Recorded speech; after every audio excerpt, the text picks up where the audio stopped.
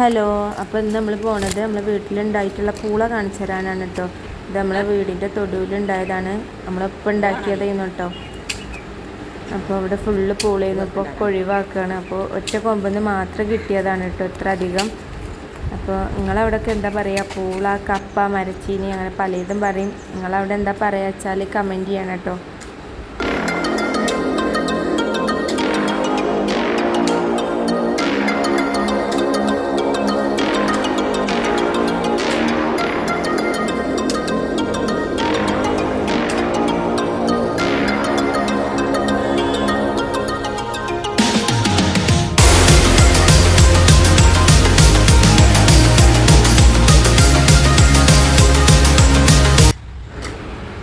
ഇത് കുറച്ചുകൂടിയൊക്കെ ഉണ്ടായിരുന്നു കേട്ടോ, എടുത്തപ്പോൾ പൊട്ടിപ്പോയതാണ്.